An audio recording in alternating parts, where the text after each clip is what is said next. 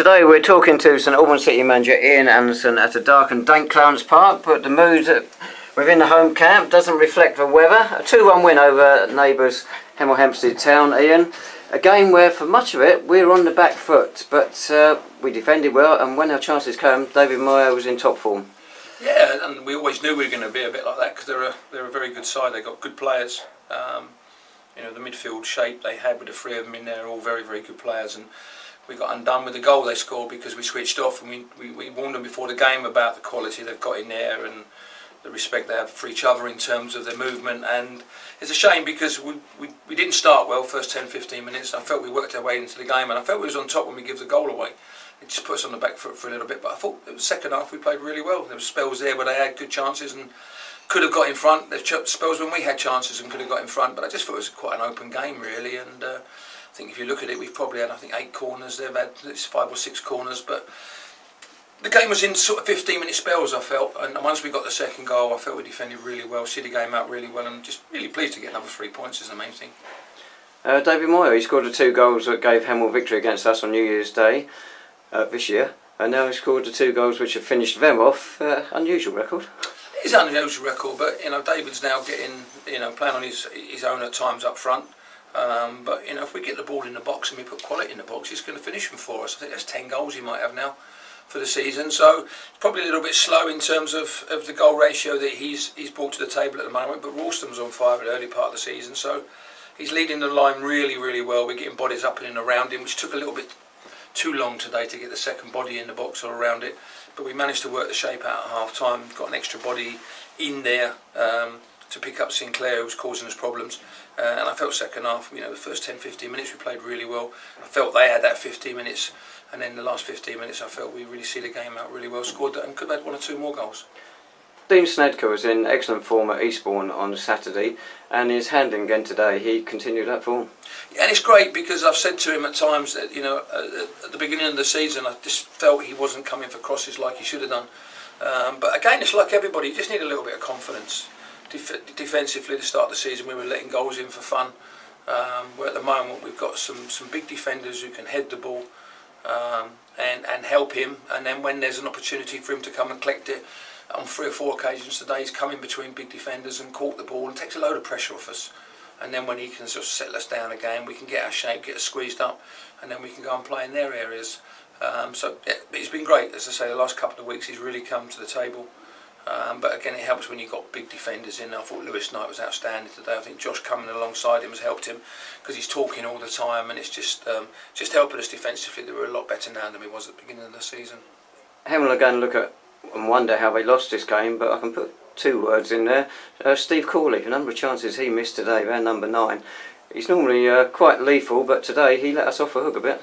Yeah, and that's the chance you have to take, because you know all forwards in this league will have opportunities to score goals, and if you know, some forwards will be a little bit sharper than others, but unfortunately today for him he's missed the opportunity. It's great from our point of view, but I also look back at some of the opportunities we had in terms of 1 or 2 opportunities we had, especially in the second half. I think the one from Lewis Knight hit 3 people on the line before it actually went wide with his left foot volley again, so Lewis is renowned for that now, and I think Zane Banton has had a shot that the keeper's made a good save.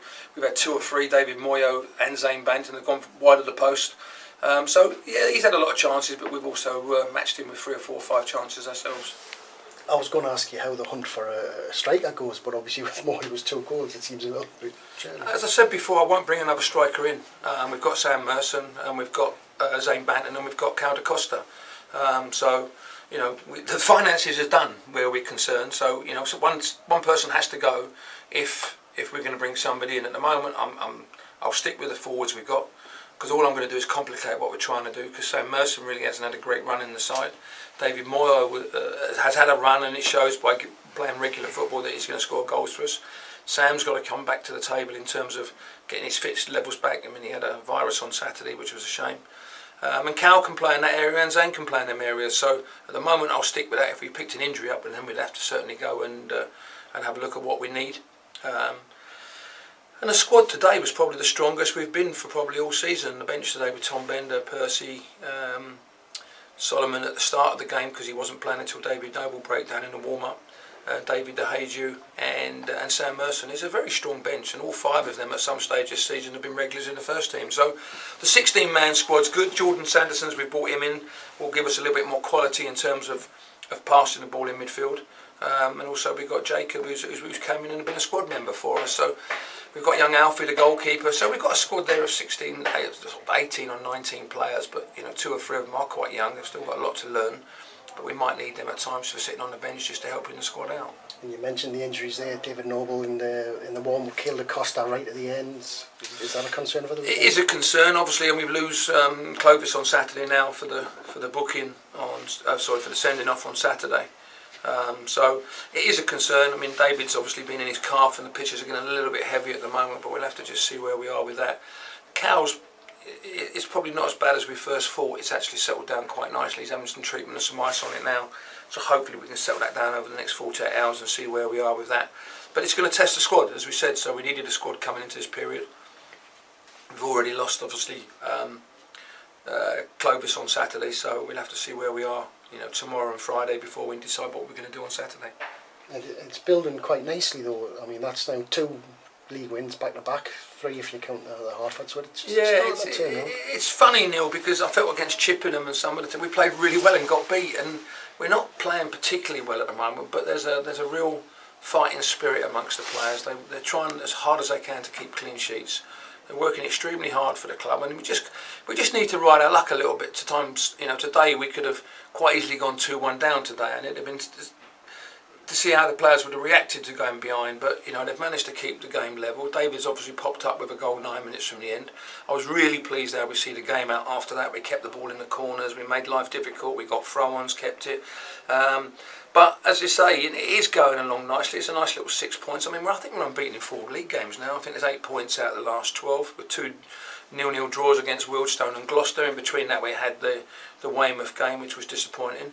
But all we can keep doing is trying to pick up points. I think that's 21 games now, isn't it, and 33 points. So we're halfway through the season. We've got to, just to improve on last year, we've got to go and repeat what we've done for the first half of the season. So, and I've said to you, and I won't lie, there's some very good teams in this league, and we at times we have to play to our maximum to pick up 3 points. Where a lot of these teams, I feel, can play sort of 70-80% and still pick up 3 points because of the quality of the players they've got there.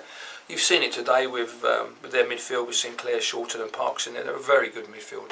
All 3 of them rotate the ball very well, they keep the ball well, they're comfortable on the ball, and that's what gets them ticking over.